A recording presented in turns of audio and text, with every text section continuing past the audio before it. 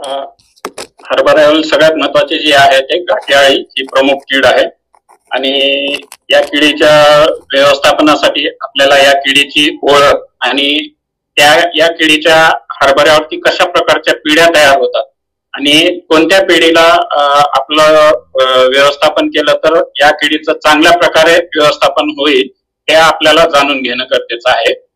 आता सर्वप्रथम कुठल्याही किडीचं व्यवस्थापन करण्यासाठी त्या किडीचा जीवनक्रम माहित असणं गरजेचं आहे। या किडीच्या 4 अवस्था असतात, पतंग, अंडी, अळी आणि कोश अशा प्रकारे 4 अवस्थेत जीवनक्रम आणि अळी अवस्था ही पिकांना नुकसान करणारी आहे। आणि अळ्या देखील हरभऱ्यावरती वेगवेगळ्या रंगाच्या आपल्याला दिसून येतील। आता आपण सर्वसाधारणपणे जास्त प्रमाणात हिरव्या रंगाचे घाटे अळी दिसून येईल, परंतु तपकिरी काळपट रंगाची देखील आपल्याला ही घाटे अळी दिसून येईल।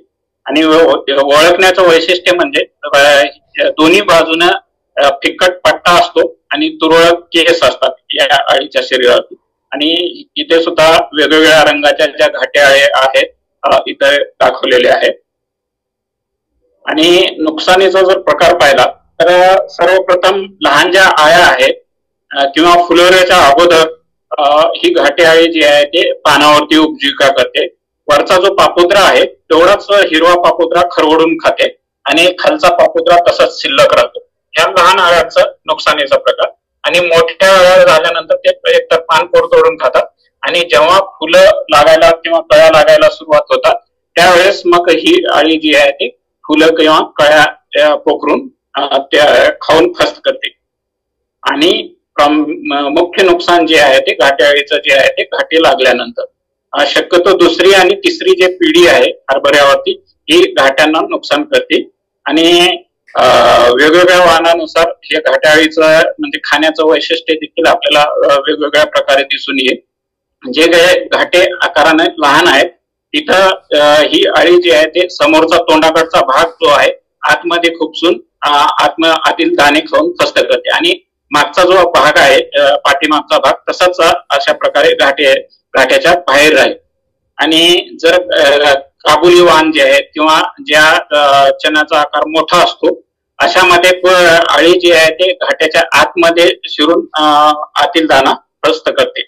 अशा प्रकारे इथं दाखवलेलं आहे की म्हणजे हे जे काबुली वाण आहेत दाण्याचा आकार मोठा असल्यामुळे आतमध्ये शिरून आतील दाणे खाऊन ही अळी ते म्हणजे पूर्ण घाट्याचं नुकसान करते। आणि एक घाटा संपल्यानंतर दुसऱ्या घाट्याकडे ती वळते आणि तिथे सुद्धा त्या घाट्याला छिद्र पाडून आतील दाणे खाते। अशा प्रकारे एका रेषेमध्ये आपल्याला या घाटे अळीचा प्रादुर्भाव दिसून येईल। म्हणजे आणि एक अळी जी आहे ते जवळपास म्हणजे 30-35 घाट्यांना नुकसान करायची क्षमता आहे।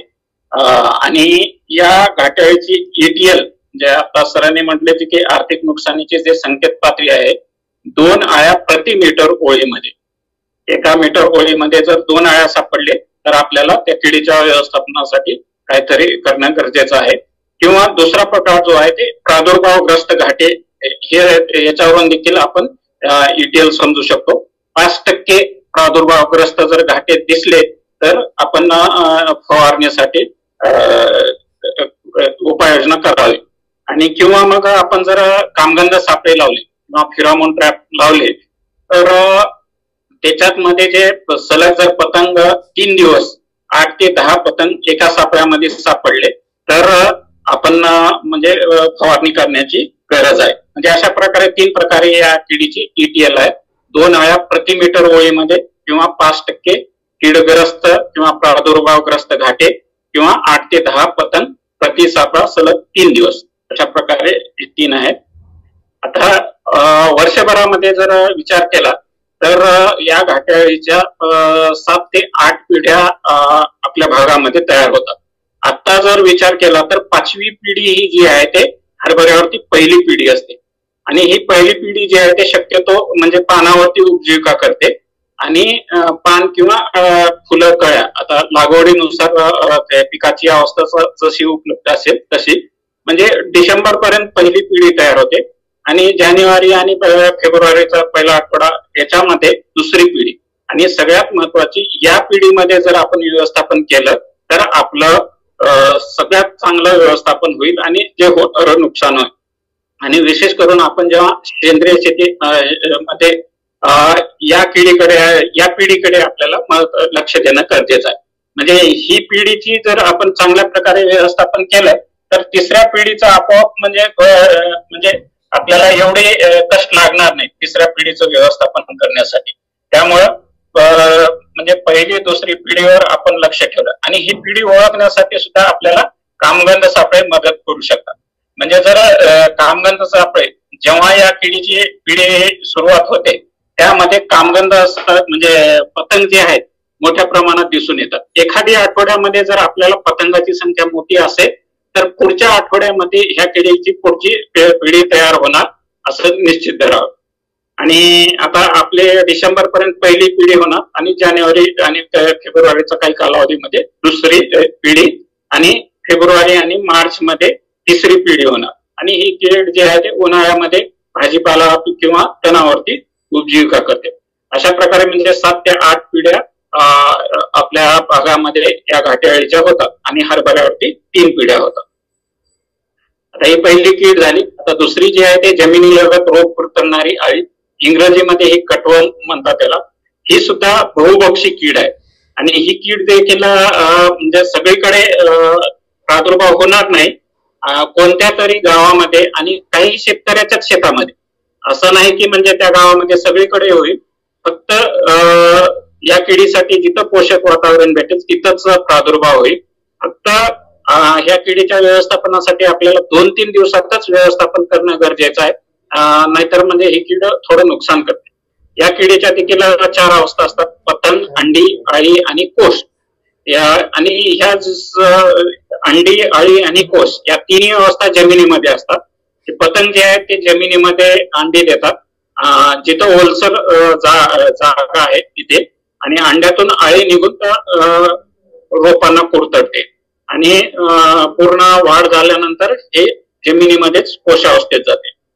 आता हे नुकसानीचा प्रकार देखील खूप वैशिष्ट्यपूर्ण आहे. ही अळी निशाचर आहे, म्हणजे रात्रीलाच सक्रिय असते आणि दिवसा ती जमिनीमध्ये किंवा जमिनीच्या भेगामध्ये लपून राहते आणि रात्रीलाच जमिनीलगत रोग कुरतडते. म्हणजे ही कीड खाण्यापेक्षा नुकसान जास्त करते. आणि सकाळी पाहिल्यानंतर देखील आपल्याला सहजासहजी कोणाला लक्षात येत नाही की, कारण की ते झाड फ्रेश वाटतं, असं वाटतं की कोणता जाणीवपूर्वक तोडून टाकलेला आहे. परंतु नीट जर लक्षात दिलं, आजूबाजूची जर माती उकरून पाहिली तर तुम्हाला अशी काळपट रंगाची अळी दिसून येईल आणि ती थोडं तेलकट दिसेल, म्हणजे तिच्या शरीरावरती थोडं तेलकटपणा दिसून येईल.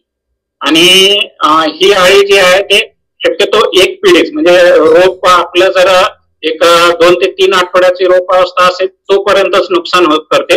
झाड मोठं झाल्यानंतर मग आपल्या हरभऱ्या पिकाला काही नुकसान नाही.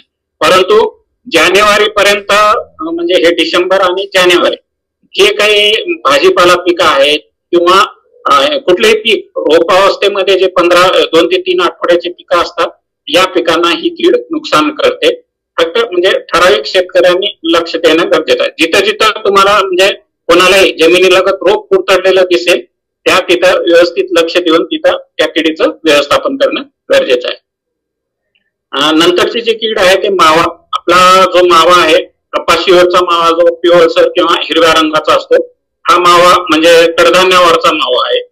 जसं विशेष करून चवळी, मूग यावरती प्रामुख्याने येतो आणि हरभऱ्यावरती देखील हा मावा येतो. परंतु प्रत्यक्ष नुकसान करण्यापेक्षा या किडीचं जे रोगाचा प्रसार करतात त्यामुळेच नुकसान होतं. तसं हे मावा जे आहे ते म्हणजे शेंड्याकडे राहतो आणि त्यातून याचे पिल्ले आणि प्रौढ जे आहे ते रस शोषण करतात. परंतु या रस शोषण करण्यामुळे तेवढं नुकसान होत नाही. परंतु या खुजा रोग जो आहे, विषाणूजन्य रोग आहे खुजा, याचा प्रसार या मावा किडीमार्फत होतो आणि त्यामुळे जास्त प्रमाणात नुकसान होतं. नंतरची कीड जी आहे ते बीटवरील लष्करी अळी, ही दुय्यम आहे. ही स्पोडोप्टेरा प्रजाती म्हणून आहे. जसं की सोयाबीन मध्ये जे आहे ते स्पोडोप्टेरा लिटोरा म्हणून जी प्रजाती आहे, तंबाखूवरील पाने खाणारी अळी म्हणतो. तसंच मक्यावरती जी आहे ते सुद्धा एक वेगळी लष्करी अळी आहे, स्पोडोप्टेरा फ्रुजिपर्डा म्हणतो. तसंच ही देखील स्पोडोप्टेरा एक्झिक्युवा म्हणून आहे. ही सुद्धा बहुभक्षी आहे. फक्त फक्त सध्या ही कीड कमी प्रमाणात आहे, परंतु या किडीचा देखील उद्रेक जिथं वातावरण पोषक आहे तिथं होऊ शकतं. हे प्रौढ आहे. आणि ही अळी देखील म्हणजे हिरव्या रंगाची असते सुरुवातीला आणि नंतर थोडा तपकिरी रंग होतो. आणि महत्वाचं म्हणजे ह्या बाजूने जे आहे दोन्ही बाजूने थोडा गुलाबी रंगाचा पट्टा असतो ह्या अळीच्या शरीरावर. आणि ही अळी जी आहे ते सुरुवातीला अंड्यातून निघाल्यानंतर हे समूहामध्ये असतात आणि अशा प्रकारे समूहात राहून ते पानं कुरतडून पानं खातात. आणि अळी मोठी झाल्यानंतर विखरून ही पानं पूर्णपणे फस्त करते आणि काही प्रमाणात कोवळे जे फांद्या आहेत ते सुद्धा तोडून टाकते. अशा प्रकारे ही, परंतु ही तसं कमी प्रमाणातच आहे. फक्त ही देखील जिथं पोषक वातावरण असेल तिथेच होत. आणि शेवटची जी आहे ते हुमणी कीड सहसा आता डिसेंबर पर्यंत तर कुठल्या पिकावर नुकसान करत नाही, परंतु यावर्षी पाऊस लांबलेला आहे, जिथं थोडं ओलसरपणा आहे तिथं हुमणी किडीची शक्यता होऊ शकते. फक्त हे 15 दिवस इथून जे 2 आठवडे त्या कालावधीतच या हुमणी किडीचा प्रादुर्भाव जे रोप असते पीक आहेत त्यांनाच होऊ शकतात. त्या हुमणीचे प्रौढ, अंडी, अळी आणि कोश अवस्था आहे. आणि इथं जीवनक्रम दिलेला आहे. आता शक्यतो नोव्हेंबर डिसेंबर मध्ये अळी कोशावस्थेत जायला सुरुवात होतात, परंतु यावर्षी थोडा पाऊस लांबलेला असल्यामुळे 2 ते 3 आठवडे ही अळी अवस्था लांबू शकते आणि आपल्या पिकांना नुकसान करू शकते. त्यामुळे थोडं एका रेषेमध्ये जर आपल्याला जमिनीमधून रोप कुरतडून रोप सुकत असतील तिथं जर आपण रोप उपटून पाहायचं, मुळा कुरतडलेले असतील आणि तिथं जर अळी असेल तर आपल्याला या हुमणीचा बंदोबस्त करावा लागेल. नंतर 15 दिवसानं ही हुमणी जी आहे, अळी जी आहे कोश अवस्थेत जाते आणि मग ते आपल्या पिकांना काही नुकसान करणारी नाही. परंतु ह्या हुमणीच्या जे प्रौढ आणि अळी यांचे खाद्य पीक वेगवेगळे आहेत. म्हणजे प्रौढ जे आहे ते बाबूळ, कडुनिंब, चिंच, बोर यावरती उपजीविका करतात आणि अळी जे आहे ते आपल्या पिकांना नुकसान करते. वेगवेगळ्या जे पिकं जे उपलब्ध आहेत तिच्या अळी अवस्थेच्या कालावधीमध्ये, त्यामुळे एका रेषेत रोप सुकायला सुरुवात होते, एका रेषेमध्ये. तिथं आपल्याला लक्ष. आता हे आपण कसे म्हणजे वेगवेगळ्या ज्या किडी आहेत त्यांचा नुकसानीचा प्रकार पाहिला. आता या किडीचं व्यवस्थापन करण्यासाठी आपल्याला एकात्मिक कीड व्यवस्थापन करणं गरजेचं आहे. आणि विशेष करून जेव्हा आपण सेंद्रिय शेती करतो तिथं आपल्याला पूर्वीपासून म्हणजे सुरुवात लागवड करते वेळेस पासून ते शेवटपर्यंत या किडीचं व्यवस्थापन करण्यासाठी व्यवस्थितरित्या म्हणजे जाणीवपूर्वक वेगवेगळ्या टप्प्यावरती आपल्याला वेगवेगळ्या उपाययोजना करणं आवश्यक आहे. आता सर्वप्रथम आता मशागती पद्धती म्हणजे हे प्रतिबंधात्मक आहेत, म्हणजे कीड येऊ नये हे उपाय आहेत. आता एकतर जमिनीची खोल नांगरट करावी, त्यामुळे जमिनीमध्ये जे काही कोशावस्था असतात किंवा ज्या किडीच्या अवस्था आहेत त्या नष्ट होतात. शिफारस केलेल्या वाहनाचीच लागवड करावी. आंतरपीक किंवा मिश्र पीक घेतलं जसं की जवस, कोथिंबीर, मोहरी, यामुळं काय होतं मित्र कीटकाची संख्या वाढण्यामध्ये मदत होते आणि नैसर्गिकरित्या किडीचं नियंत्रण होतं. जिथं आपण सेंद्रिय शेती करतो तिथं एकटं पीक घेण्यापेक्षा अशा प्रकारे आंतरपीक किंवा मिश्र पीक घेतलं तर निश्चितच कीड व्यवस्थापनामध्ये त्यांचा वाटा मोलाचा होईल. त्यानंतर आहे हरभरा पेरताना 100 ग्रॅम प्रति हेक्टरी ज्वारीचे बियाणे मिसळावे. आपण जर ज्वारीमध्ये हरभरा पीक जे आहे ते आपण पाहतो की हे थोडं म्हणजे लहान असतं. आता हे आपण ज्वारी किंवा मका सुद्धा टाकू शकतो किंवा बाजरी देखील. जे शेतकरी टाकले नाहीत पेरताना आता देखील काही प्रमाणात टाकलं तर ते त्याचा उपयोग पक्षी थांबे म्हणून होऊ शकतो. आणि इथं पक्षी बसून एकतर ज्वारी लावल्यानंतर ते खाण्यासाठी पक्षी येतात आणि तिथं बसल्यानंतर आजूबाजूला जिथं काही आळ्या उपलब्ध आहेत त्या आळ्या खाऊन ते फस्त करतात. त्यामुळे हे ज्वारीचं बियाणं मिसळून पेरणी केलं तर हे पक्षी थांबे म्हणून त्याचा उपयोग होईल. पिकाची फेरपालट करावी. आणि घाट्याळीसाठी झेंडू हे सापळा पीक आहे. एकतर शेताच्या कडेने किंवा मध्ये देखील आपण हे सापळा पीक लावू शकतो. त्यानंतर कोळपणी निंदणी करून पीक तणवेर ठेवावे, कारण की तणावर देखील या किडी घाट्याळी जे आहे विशेष करून कोळशी, रानभेंडी, पेटारी यावरती उपजीविका करते, त्यामुळे या तणांचा बंदोबस्त करावा. आणि आता हे सगळ्यात महत्वाचं म्हणजे आपल्याला कामगंध सापळे आणि पक्षी थांबे हे खूप म्हणजे नैसर्गिकरित्या म्हणजे कीड व्यवस्थापनासोबत हे जर आपण दोन पर्याय केले तर आपल्या म्हणजे सेंद्रिय शेतीमध्ये देखील चांगल्या प्रकारे आपण उत्पन्न घेऊ शकतो. त्यामध्ये एक सगळ्यात महत्वाचं आणखीन आहे की मोठ्या ज्या आळ्या आहेत त्या हाताने वेचून आपण नष्ट करू शकतो. आपल्याला काही हे दररोज करायचं नाही. दररोज आपण 1-2 तास फेरफटका मारताना जिथं कुठं आळी दिसेल ते वेचून आपण ते रॉकेल मिश्रित पाण्यामध्ये किंवा साबणाच्या पाण्यामध्ये ती आळी टाकून आपण ते नष्ट करू शकू. आणि दररोज आपण थोडा वेळ 1-2 तासही हे जर काम केलं शेतामध्ये फेरफटका मारून तर आपण बऱ्याच प्रमाणात या किडीचा बंदोबस्त करू शकू. किंवा इंग्रजी आकाराचे हे पक्षी थांबे टी आकाराचे पक्षी थांबे आपण लावू शकतो. इथं पक्षी बसून आजूबाजूला जे काही आळ्या असतील ते वेचून नष्ट करतात. हेक्टरी 50 पक्षी थांबे आपण लावावे. आणि सर्वेक्षणासाठी 5 कामगंध प्रति सापळे किंवा आपण मोठ्या प्रमाणात थोडा जर लावलं तर काही प्रमाणात पतंग मोठ्या प्रमाणात आकर्षित करून देखील आपण मारू शकतो. आणि जमिनीपासून हे कामगंध सापळे जे आहे ते जमिनीपासून 1 मीटर उंचीवर लावावेत. आणि कामगंध सापळ्यामध्ये 8 ते 10 पतंग प्रति सापळा सतत 2-3 दिवस आढळल्यास आपल्याला फवारणी करावी. आता फवारणी सेंद्रिय शेतीमध्ये आपल्याला हे 2 पर्याय आहेत सेंद्रिय. एक तर निंबोळीवर आधारित कीटकनाशक आणि HANPV म्हणून जे कीटकनाशक आहे ते. आणि पिकास फुल येताना आपण 5% निंबोळी अर्काची फवारणी करावी किंवा बाजारात जे आझाडिरेक्टिन घटक असलेले निंबोळीवर आधारित जे कीटकनाशक आहेत त्यांचा वापर करावा. इथं 300 ppm जर असेल तर 50 मिली प्रति 10 लिटर पाण्यात मिसळून फवारणी करावी. आणि घाटे अळीसाठी एक विषाणू आहे NPV म्हणतो आपण त्याला. घाटे अळीसाठी जे आहे HANPV हे 500 मिली 500 लिटर पाण्यात म्हणजे आपल्याला हे हेक्टरी प्रमाण आहे 1 एकरसाठी 200 मिली लागणार.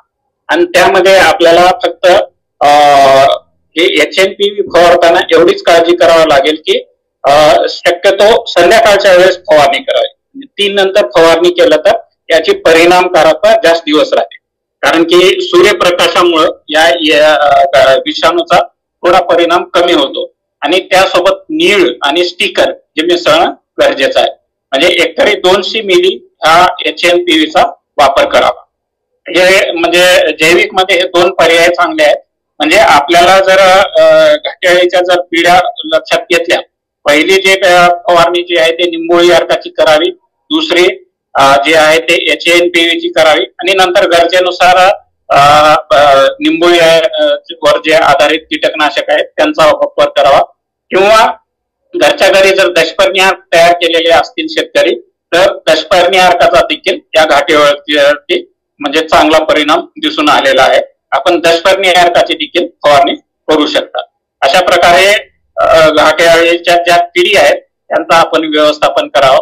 5% निंबोळी अर्क तयार करायचे ही प्रोसिजर आहे. आणि ज्या हुमणी किडीच्या व्यवस्थापनासाठी आपल्याला प्रौढ आणि अळीचं व्यवस्थापन वेगवेगळ्या प्रकारे करावं लागेल. आता फक्त आपल्याला जास्त काही करायची गरज नाही. फक्त पावसाळ्याच्या अगोदर प्रौढ भुंगेऱ्याचं प्रकाश सापळे लावून व्यवस्थापन करणं गरजेचं आहे. आणि अळीच्या व्यवस्थापनासाठी आता आपण आंतरमशागत करावी जे काही जेवढं शक्य असेल तेवढे. आणि त्यावेळेस आंतरमशागत करताना जर अळी जर दिसून आली तर त्या अळ्या वेचून हाताने नष्ट करावे. आणि मेटारायझियम जे बुरशी आहे ते फक्त त्याचा वापर करायचा. एवढा आपल्याला 2च गोष्टी या हुमणी म्हणजे अळीच्या व्यवस्थापनासाठी करायची गरज आहे. फक्त 2 आठवडेच या आपल्याला काळजी घेणं गरजेचं आहे. नाहीतर बाकी हुमणी किडीचा प्रादुर्भाव दिसून येणार आहे. अशा प्रकारे आपल्या हरभऱ्यावरील किडीचं आपण एकात्मिकरित्या व्यवस्थापन केलं तर निश्चितच चांगल्या प्रकारे आपण व्यवस्थापन करू शकू. फक्त घाटे अळीच सगळ्यात महत्वाची आहे. त्या घाटे अळीच्या व्यवस्थापनासाठी या आपल्या डिसेंबर-जानेवारी अशा प्रकारे पिढीनुसार त्यांचं व्यवस्थापन केलं तर आपण चांगल्या प्रकारे व्यवस्थापन. धन्यवाद. धन्यवाद सर. सरांनी जे मार्गदर्शन केल्याचं नक्कीच सर्व शेतकरी बंधूंना फायदा होईल. तर यानंतर ज्या शेतकरी बंधूंना प्रश्न असेल त्यांनी कृपया विचारावे.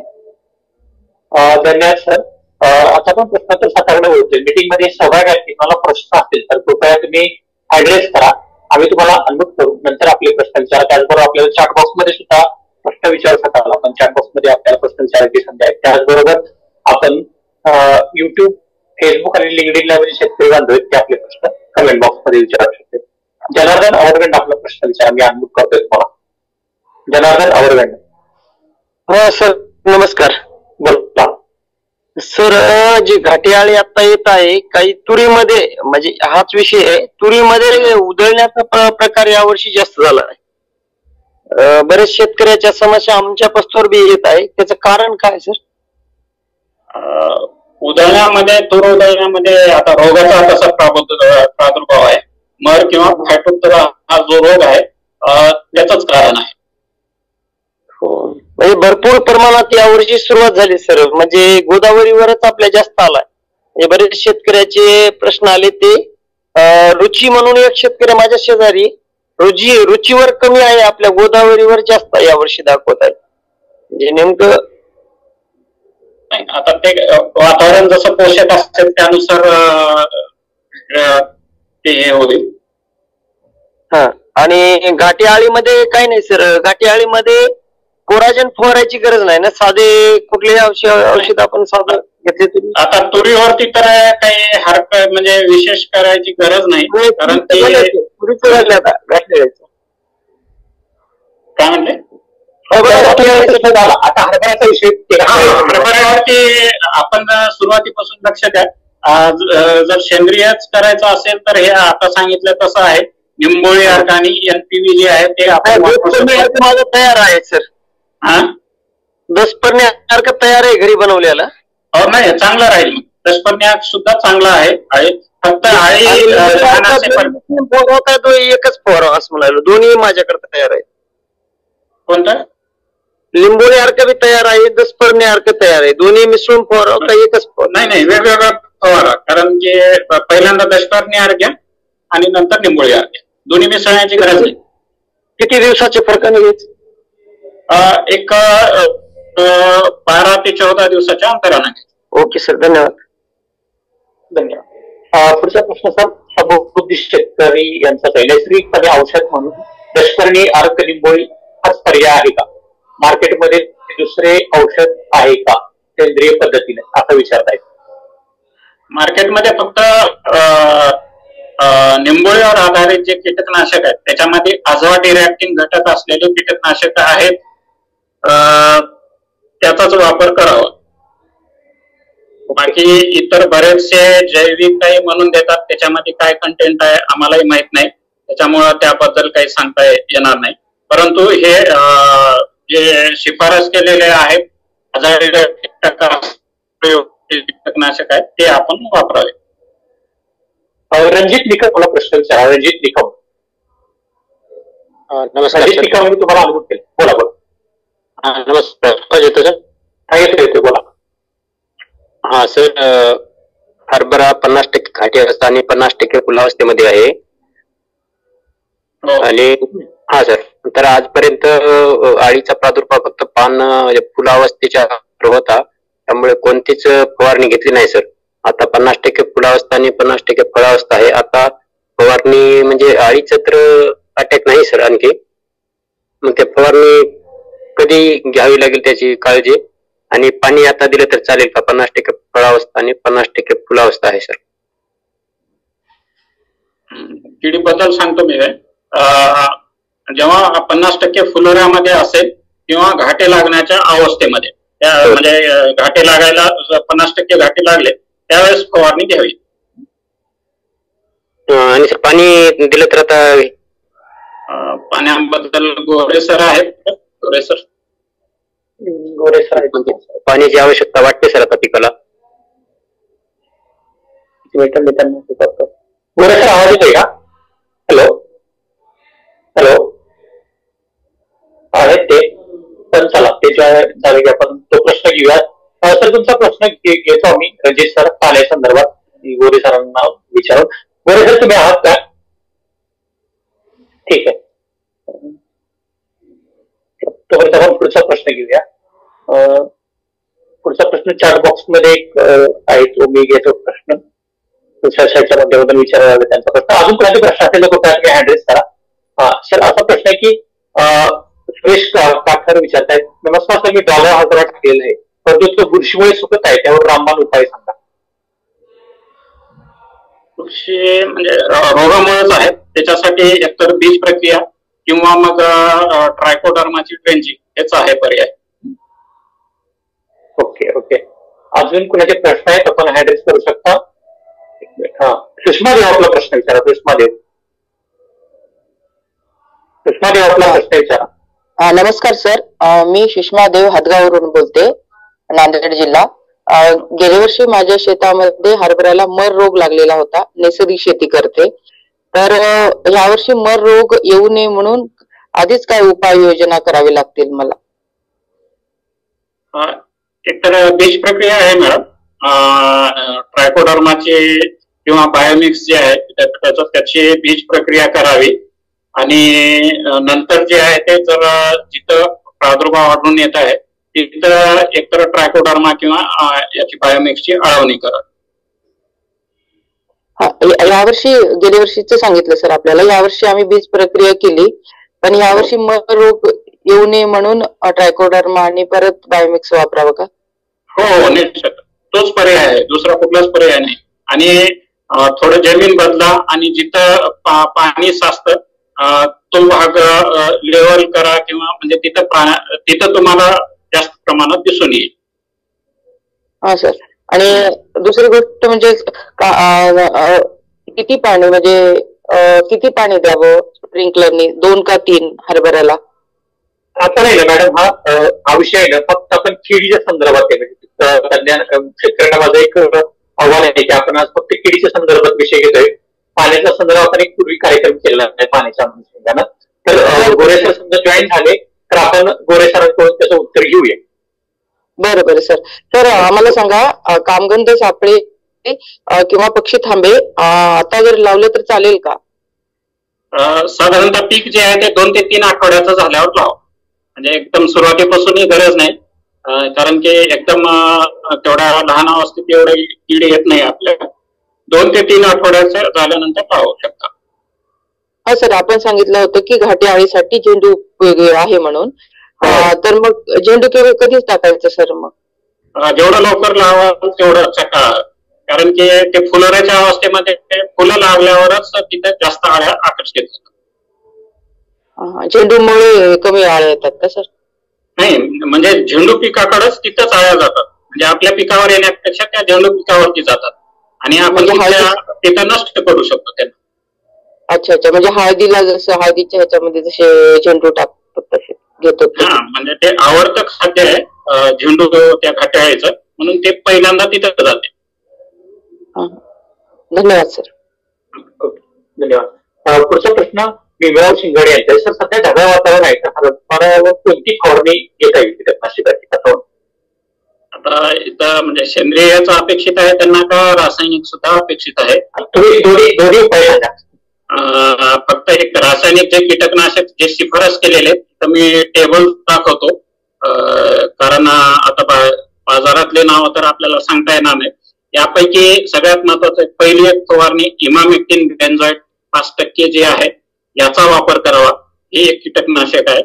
किंवा या 3 पैकी कुठलंही फ्लोरॅनट्रॅनिलिप्रोल हे एक कीटकनाशक आहे, किंवा हे फ्ल्युबेंडामाइड यापैकी कुठलंही एक करा.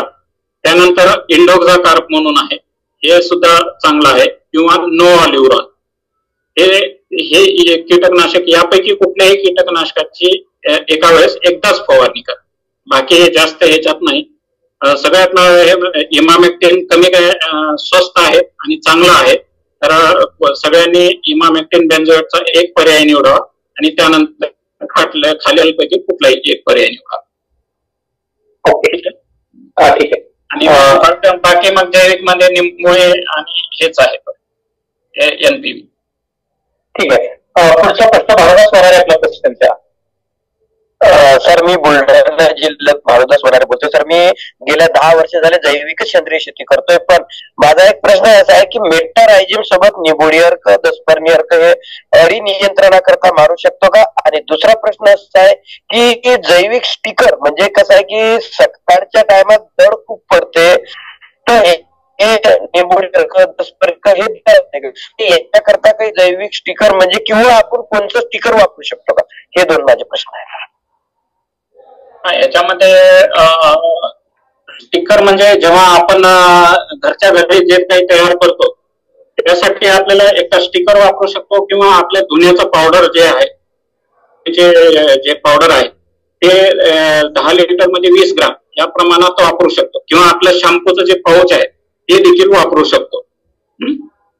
स्टिकर म्हणून ते वापरलं तर त्याची परिणामकारकता वाढते. घरच्या घरी जे काही आपण तयार करतो त्याच्यात हे मिसळलं तर तुम्हाला निश्चितच त्याचे जास्त दिवस परिणाम आहे.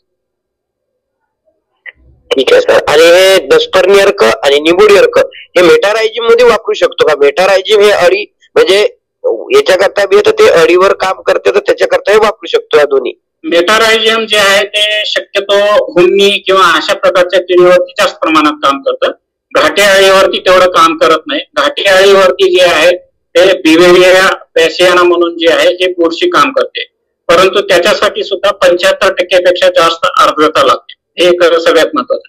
त्याच्यामुळे रब्बी पिकामध्ये आपल्याला शक्यतो सहसा शिफारस कमी प्रमाणात करतो, परंतु जिथं आर्द्रता आहे तुमच्या तिथं जर आर्द्रता असेल तर तुम्ही बिव्हेरिया पॅसियाना हे वापरू शकता. मेटारायझियम पेक्षा हे चांगलं काम करेल बिव्हेरिया पॅसियाना. धन्यवाद. ओके. मिलिंद, आपला प्रश्न आहे. मिलिंद गु, जे जैविक मिशन. मिलिंद जी कोटे, जैविक मिशन. आपला प्रश्न आहे. नमस्कार सर. बोला. आवाज येतो का सर? येतो. बोलत राहत नाही सर. आपण HNPV बद्दल सांगितलं, पण टोटल माहिती नाही सांगितलं HNPV बद्दल. ठीक आहे. HNPV काय आहे? एक विषाणू आहे. ठीक आहे. HNPV जे आहे ना, जसा आपल्याला जे विषाणूजन्य रोग होतो, कोरोना आहे किंवा जे सर्दी आहे, अशा प्रकारचं जसं विषाणूमुळे रोग होतो तसंच आयांना देखील विषाणूमुळे रोग होतो. आणि हे विषाणू सुद्धा म्हणजे खूप स्पेसिफिक असतात, म्हणजे त्याच किडीवरती काम करतात, दुसऱ्या कोणालाच काय ते हे होणार नाहीत. त्याच्यामुळे हे प्रत्येक किडीचे हे विषाणू वेगवेगळे असतात. तसंच घाटे अळीसाठी ह्याचे विषाणू वेगळे आहेत. त्याला HNPV आपण म्हणतो. आता हे विषाणू काय करतात?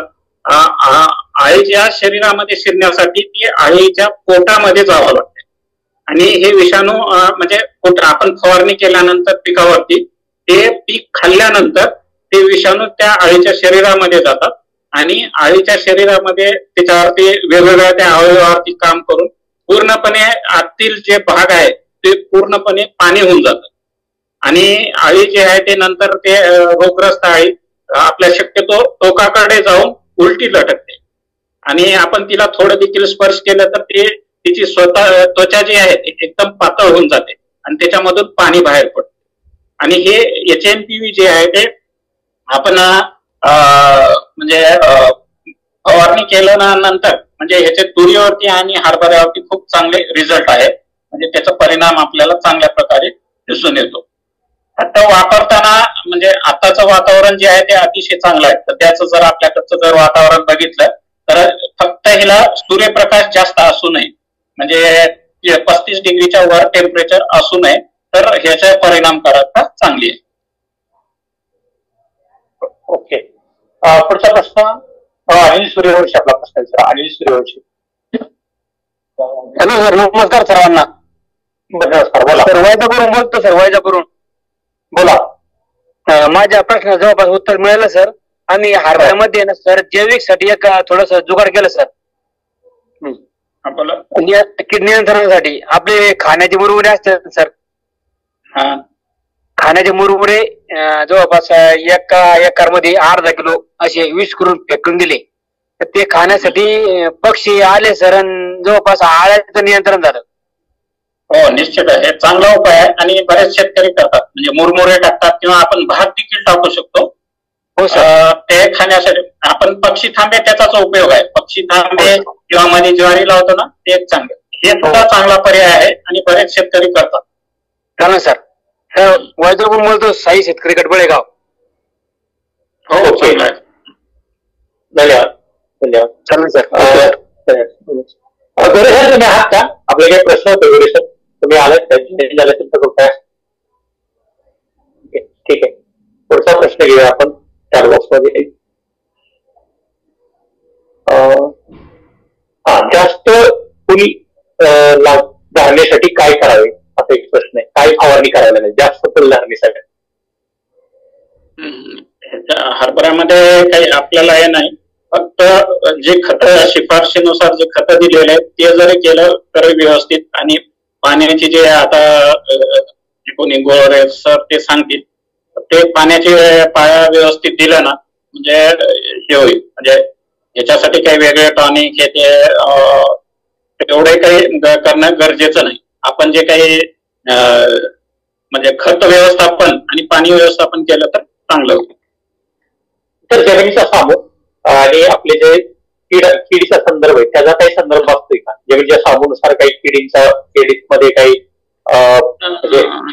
नाही, जमिनीच्या सामूपेक्षा पाण्याचा सामू महत्वाचा आहे. चांगला विषय, चांगला प्रश्न हे होता, कारण की हे देखील महत्वाचं आहे की पाण्याचा जो सामू आहे, आपण जेव्हा हे जैविक कीटकनाशक विशेष करून हे निंबोळी जे वापरतो, पाण्याचा जो सामू किंवा आपण जे पीएच म्हणतो तो 8च्या वर कधीच असू नये. जेवढं खाली 7 ते 5च्या दरम्यान जर असेल तर हे निंबोळीवरचे जे काही कीटकनाशक आहेत ते चांगले काम करतात. आणि जेवढं आपण वाढू म्हणजे 8च्या वर जाईल, 7-8च्या वर गेल्यानंतर त्याची क्रिया कमी होते, म्हणजे खूप लवकर ते म्हणजे त्याचं विघटन होतं आणि ते किडीवरती काम करत नाही. म्हणजे पाण्याचा पीएच देखील खूप महत्वाचा आहे. आपल्या सेंद्रिय शेतीमध्ये म्हणजे सगळ्यांनी आवर्जून पाण्याचा पीएच 7 किंवा त्याच्या खाली असावं, तरच आपले जे काही म्हणजे सेंद्रिय जे घटक आहेत म्हणजे ते किडीवरती काम करतात. नाहीतर जे काही जैविक घटक आहेत, जेवढं पाणी म्हणजे जास्त सामू असेल त्याचं विघटन लवकर होतं. ओके, गजानन गडदे आपला प्रश्न आहे, आपल्याला अनमुक्त केलं, तुम्ही मला अनमुक्त करायचं. गजानन गडदे आपल्याला अनमुक्त केलं, बोला. Yes yes. डॉक्टर गडदे बोलतो. हॅलो, बोला. आवाज येतोय गडदे सर? बोला. येतो ना आवाज? हा, आवाज येतोय. मी डॉक्टर गडदे बोलतो. त्या मॅडमचा प्रश्न होता ना, पाणी केव्हा द्यायचं म्हणून. सर मी त्याला जोडून प्रश्न विचारतो. अजून 2 प्रश्न आहेत, अगोदरचे पण प्रश्न आहेत. बरं झालं तुम्ही जॉईन झाले. प्रश्न असा आहे की 50% फुलं आणि 50% काटे लागलेले आहे, अशा भाऊ आपण तरी पाणी द्यायचं. एकदा सर व्हिडिओ ऑन करा तुमचा. देऊ शकता, काही अडचण नाही. व्हिडिओ ऑन करा की तुमचा, व्हिडिओ ऑन करा. 1 मिनिट.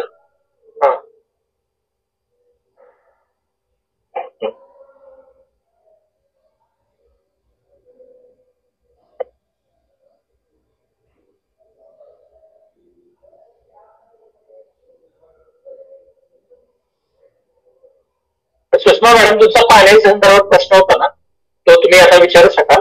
तर जॉईन झाले. 1 मिनिट.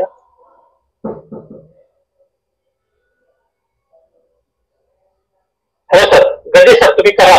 तुम्ही अनम्यूट पण करू शकाल आणि व्हिडिओ पण ऑन करू शकाल. हॅलो गडे सर, आवाज येतोय? आवाज येतो का माझा? हा येतो. तुमचा व्हिडिओ ऑन करा, व्हिडिओ ऑन करा. मला माझं सफर, माझं नाव सफर. हा आहे. तुम्ही खाली कोपऱ्यातून करू शकाल खाली. मी तुम्हाला एक नोटिफिकेशन करतो, थांबायचं. आता तुम्ही तुमचा व्हिडिओ ऑन करा बघ. Yes yes yes yes. हा, फोन आडवा करा, फोन तुमचा आडवा करा, फोन आडवा करा. हो, ओके, ठीक आहे ठीक आहे. सुषमा मॅडम आपला प्रश्न विचारा. पाण्याच्या संदर्भात आपला प्रश्न होता, तुम्हाला मी अनम्यूट केलेला आहे, विचारू शकाल. हा नमस्कार गडदे सर, मला असं विचारायचं होतं हरभऱ्याला पाणी किती द्यावं? म्हणजे स्प्रिंकलनी देतो आम्ही, 2 द्यावे की 3 द्यावे पाणी? तुमची जर मध्यम जमीन असली तर आपल्याला त्याला 3 पाणी लागतात बघा. हा हा हॅलो, हा येते. आणि भारी जर जमीन असली 2 पाण्यामध्ये सुद्धा आपलं काम होऊ शकते.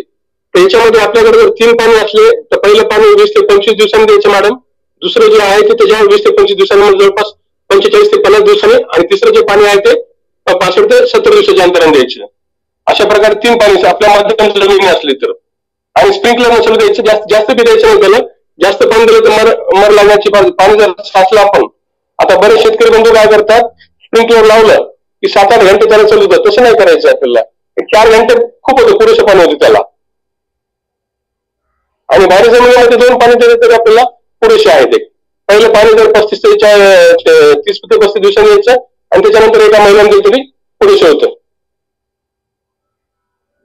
Hello, okay. हा आहे सर. ओके ओके, समजलं. 50% घाटे आणि 50% त्या संदर्भात चालते, काही अडचण येत नाही त्याला, काही अडचण येत नाही. ओके, होऊ शकतो. चालेल. धन्यवाद सर, धन्यवाद. वैद्य सर, तुम्हाला प्रश्न आलेला आहे. पुढचा प्रश्न असा आहे, मी घेतो. वैद्य सर, तुमचा व्हिडिओ ऑन करा. हो, एकदम.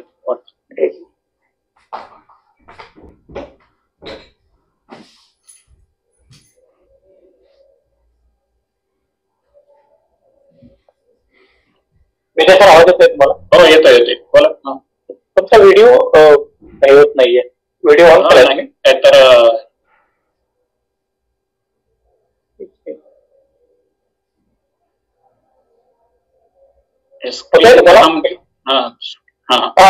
ओके. पुढचा प्रश्न असा आलेला आहे की मगाशी विशेष म्हणले की आपली जी पिढींची जी आर्थिक नुकसानीची जी पातळी आहे ती, आणि आपण जो किडीसाठी म्हणजे किडींच्या अटकाव करण्यासाठी किंवा नियंत्रणाची जी पद्धत वापरणार आहे त्याचं आणि आर्थिक नुकसान पातळीचं काय गणित असतं, म्हणजे त्याबद्दल तुम्ही काय सांगाल? ते जरा विस्तृतपणे सांगितलं तर बरं. तसा आर्थिक नुकसानीची जे संकेत पातळी किंवा एटीएल जे म्हणतो ते आपल्याला रासायनिक कीटकनाशकाशी संबंधित आहे शक्यतो. आणि जे आहे म्हणजे आर्थिक नुकसानीची संकेत पातळी म्हणजे काय, आपण जे काही कीड व्यवस्थापनासाठी खर्च करतो त्यानुसार आपल्याला तेवढा अपेक्षित फायदा होतो का नाही. म्हणजे आपण 100 रुपये खर्च केल्यानंतर आपल्याला 100 रुपयापेक्षा जास्त परतावा भेटायला पाहिजे, तरच त्याच्यानुसार म्हणजे आपले कीड तेवढं नुकसान करते का नाही हे आपण पाहूनच. तसं फक्त आपल्यामध्ये हरभऱ्यामध्ये जे आहे फक्त घाटे अळीच्या संदर्भातच आहे आर्थिक नुकसानीची संकेत पातळी ETL, जे की 1 मीटर ओळीमध्ये आपण लक्ष द्यायचं. तिथं जर 2 आळ्या प्रति मीटर ओळीमध्ये सापडले तर म्हणजे हे आपलं आर्थिकदृष्ट्या नुकसान करतात. मग त्यावेळेस आपल्याला फवारणी घेणं गरजेचं. किंवा दुसरं जे आहे ते आळ्या जर नसतील म्हणजे ते जर शक्य झालं नाही तर मग घाटे मोजायचं. आणि जर 5% घाटे जर प्रादुर्भावग्रस्त असतील तर त्यावेळेस फवारणी. आणि तिसरं जे प्रकार आहे ते कामगंध सापळे आपण लावायचं. एकरी 2 लावलं तरी चालेल. त्याच्यामध्ये जर 8 ते 10 पतन एका सापळ्यामध्ये सलग 2 ते 3 दिवस आढळले तर मग ते आर्थिक नुकसानीची संकेत पातळी ETL म्हणतो. ओके. पुढचा प्रश्न म्हणजे सूचना दिलेली आहे सचिन चव्हाण, एकरी 2 किलो भात मध्ये थोडे गूळ टाकून अर्धा कच्चा भात शिजवायचा आणि ते शेतात फेकल्यानंतर त्याला मुंग्या खायला येतात आणि त्याच मुंग्या झाडावर आळे सुद्धा खातात. उपायामध्ये सुद्धा कीड व्यवस्थापन झालेले आहे, त्याची एक सूचना आहे. त्यांना काहीतरी प्रयोग केला असावा.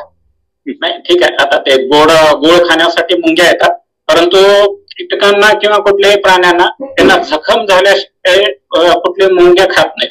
म्हणजे जे पूर्णपणे जिवंत आहे त्या अशा प्रकारच्या मुंग्या कधी खात नाहीत. परंतु जर त्या किडीला काही प्रकारे जखम झालेली असेल तर अशा प्रकारच्या हे मुंग्या त्यांना खातात आणि त्यामुळे होते नियंत्रण. म्हणजे त्यांचा उपयोग तशा प्रकारे होतो. भात आणि हे जर टाकलं, भात किंवा मुरमुरे जर ते टाकले तर तिथं पक्षी खाण्यासाठी येतात आणि त्यामुळे त्या किडीचं नियंत्रण होतं. हे म्हणजे लागू होईल, ते चांगलं आहे आणि बरेचसे शेतकरी करतात हे प्रयोग. ओके. तर पुढचा प्रश्न असा होता की आपण आर्थिक नुकसानीच्या पातळीबद्दल बोललात, तर आर्थिक नुकसानीची पातळी हे ओळखण्यासाठी शेतकऱ्यांच्या मध्ये काय चुका होतात किंवा त्यांना ते ओळखता येते का?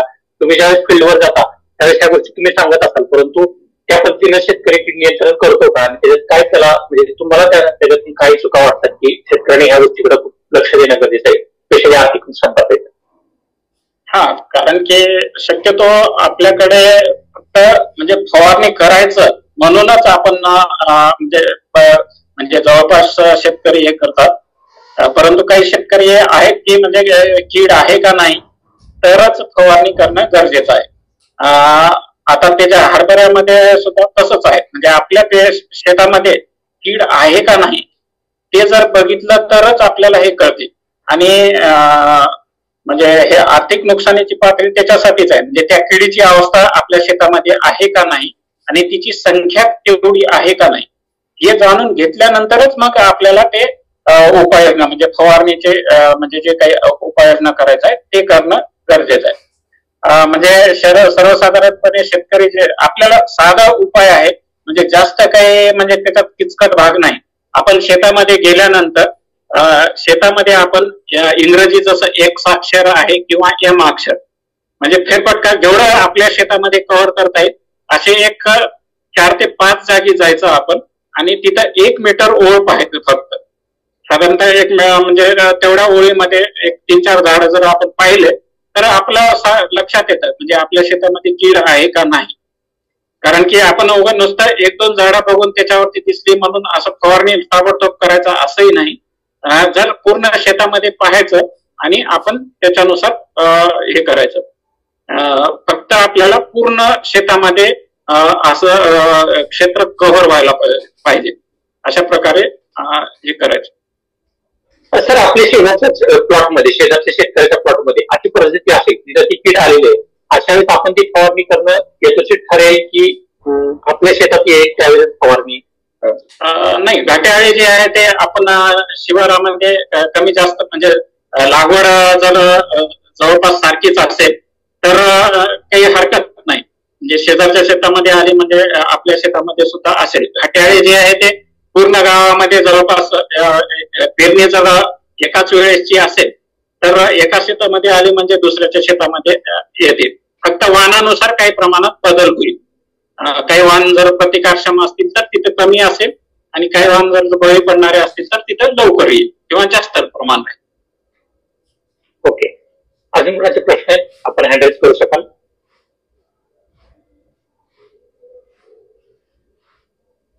ओके, सुषमा देव आपला प्रश्न विचारा. सर, आपण सांगितले होते नीळ आणि स्टिकर मिसळावे आणि 3च्या नंतर फवारणी करावी. आणि हा एक प्रश्न आहे. आणि दुसरा सर मला प्रश्न विचारायचा आहे, कामगंध सापळे एका एकरसाठी हरभऱ्याला किती वापरावे आणि पक्षी थांबी किती वापरावे एका एकरसाठी? पक्षी थांबे 20 प्रति एकर, 1 एकरसाठी 20 लावा. आणि कामगंध सापळे जे आहे ते सर्वेक्षणासाठी 2 कामगंध सापळे पुरेसे आहेत. आणि ते HNPV मध्ये नीळ आणि स्टिकर मिसळण्याची गरज याच्यासाठी आहे. नीळ जे आहे ते सूर्यप्रकाशाचा परिणाम कमी करते, म्हणजे सूर्यप्रकाशामध्ये जे अल्ट्राव्हायोलेट किरण असतात त्याचा परिणाम या विषाणूवरती होतो. त्याच्यामुळे नीळ मिसळल्यानंतर त्या किरणाचा परिणाम कमी होतो. त्यामुळे आपल्याला त्याच्यामध्ये नीळ मिसळण्याची गरज आहे. आणि दुपारनंतर फवारणी केलं तर म्हणजे हे सूर्यप्रकाश कमी असल्यामुळे त्याचा परिणाम कमी होतो. आणि स्टिकर जे आहे ते चिटकून राहण्यासाठी आपल्या पिकावरती अशा प्रकारे त्याच आहे. पण सर, नीळ हे नैसर्गिक आहे का आणि स्टिकर कोणतं वापरावे? नैसर्गिक स्टिकर कोणतं आहे? आता नैसर्गिक स्टिकर तर आपण डिंक वापरू शकतो. नैसर्गिक मध्ये आपलं हे धुण्याची पावडर हे सुद्धा रासायनिक मध्येच येईल आणि आपला नैसर्गिक डिंक वापरू शकतो त्याच्यामध्ये. नीळ सुद्धा नैसर्गिकरित्या नीळ भेटते. पावडर जे नीळ भेटते आता त्याची उपलब्धता आपल्याला पाहावं लागेल, कारण की आता सगळीकडे जे द्रव रूपातले आहे, जे जो पावडर स्वरूपातील नीळ आहे ते नैसर्गिकरित्याच असते ती नीळ. झाडापासूनच नीळ असते तशा प्रकारची नीळ पाहावं लागेल आपल्याला. आणि नीळ आणि स्टिकरनी हे फवारणी केल्यामुळं काय फायदे होतात? हे नीळ जे आहे ते सूर्यप्रकाशामुळे जे त्याची परिणामकारकता कमी करत होते, म्हणजे ते विषाणू समजा मरतात विषाणू त्या अल्ट्राव्हायलेट रेजमुळे. मरतात म्हणजे पेक्षा ते क्रिया करत नाहीत, त्याच्यासाठी काम आहे. म्हणजे ते सूर्यप्रकाशाचे जे अल्ट्राव्हायलेट किरण आहेत ते शोषण करतात त्याचं निळीमुळं. ओके, प्रवीण रामटेके असतात त्याला जोडून प्रश्न आहे की कोरपड सुद्धा स्टिकर म्हणून वापरू शकतो? हो चालेल, वापरू शकतो. ओके, पुढचा प्रश्न असा आहे सर की म्हणजे पिकामध्ये अन्नद्रव्यांची कमतरता किंवा अन्नद्रव्यांची अति उपलब्धता ह्याच्यामुळं किडींचा उपद्रव किंवा किडींचा प्रादुर्भाव होऊ शकतो का? त्याचा काही सहसंबंध? हो निश्चितच. घाटाळीमध्ये विशेष करून जिथं नत्रयुक्त खताचा वापर जास्त आहे, म्हणजे आपण युरियाचा जर वापर जास्त केला म्हणजे अशा प्रकारच्या म्हणजे नत्रयुक्त खताचा, तिथं घाटाळीचा प्रादुर्भाव जास्त प्रमाणात आढळून येईल. म्हणजे जे अतिरिक्त नत्र जे आहेत त्याचं म्हणजे आपण करू नये, कारण निश्चितच तिथं घाटाळीचा प्रादुर्भाव किंवा कुठल्याही किडीचा प्रादुर्भाव जास्त येईल. आणि जिथं म्हणजे अन्नद्रव्याची कमतरता आहे, कमी जर पडलं तर झाड जे आहे ते म्हणजे अशक्त होईल आणि ते अशा प्रकारे किडींना लवकर बळी पडेल. असेच परिणाम म्हणजे जास्त झालं तरच थोडं जास्त आहे, कमी झालं तर म्हणजे एवढं काही विशेष परिणाम होणार नाही, थोडं लवकर बळी पडेल किंवा जास्त हे बळी पडेल. परंतु प्रमाणात जर नत्र खताचा वापर केला ओके, बोला. पालक व्यवस्थित दिलं जातं तर सुद्धा कमी राहते, म्हणजे झाडाची रोगप्रतिकारक शक्ती वाढते. पालाश त्याच्यामुळे पालाश बऱ्याच ठिकाणी आता समजा म्हणजे जिथं समजा जे इनऑर्गॅनिक करत शेती आपले, तर त्याच्यामध्ये काय होतं DAP चा जास्त वापर करतात आणि त्याच्यामुळे ते पालाश टाकत नाही. तर जिथं पालाश टाकत नाही तिथे आता बऱ्याच ठिकाणी पानं आपले जे आहेत ना हरभऱ्याचे असे त्याला कडे दिसतात आपल्याला आणि ते रोखीला सुद्धा त्याला बळी पडते ते झाड तशा प्रकारचे. त्याच्यामुळे पालाशे सुद्धा आपल्याला हेक्टरी 30 किलो पालाश देत.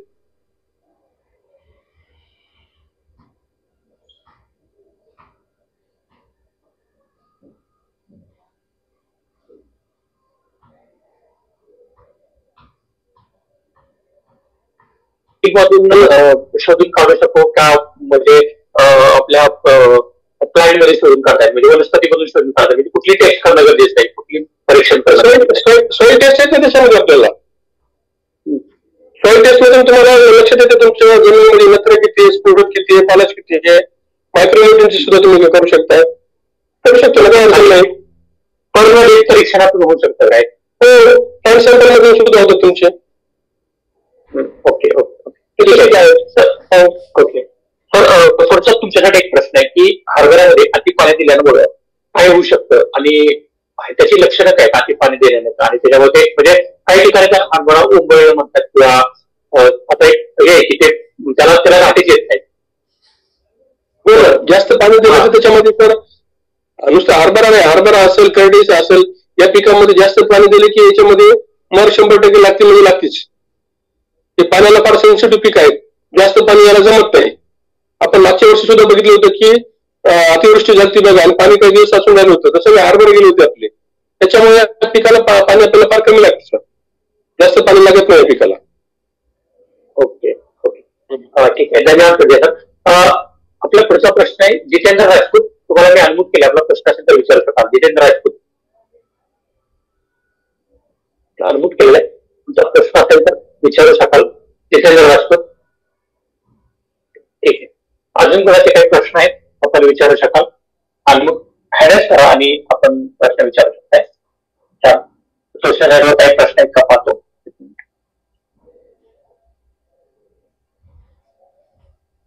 इकडं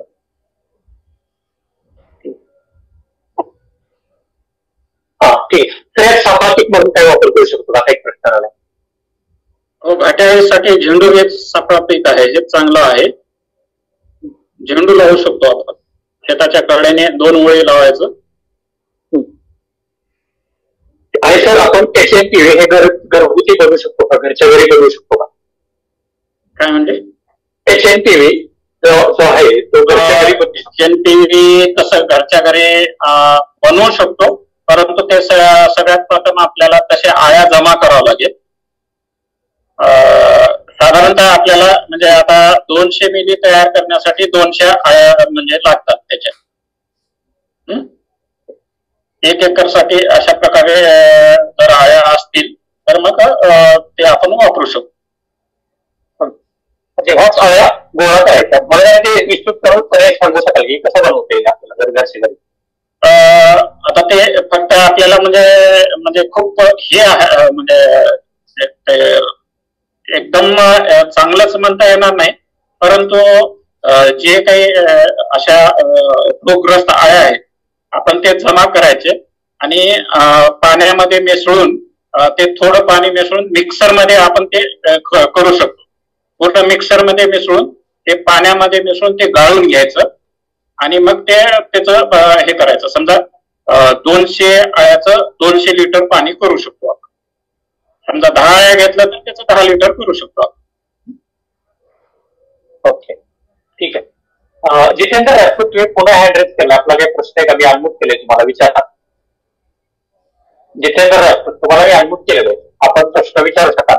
चॅट बॉक्स मध्ये प्रश्न विचारा. चॅट बॉक्स मध्ये तुम्ही लिहिलेलं आहे तसं चॅट बॉक्स मध्ये आपले प्रश्न विचारू शकाल. तुम्हाला अनम्यूट केले पण तुमचा आवाज आमच्यापर्यंत पोहोचत नाही.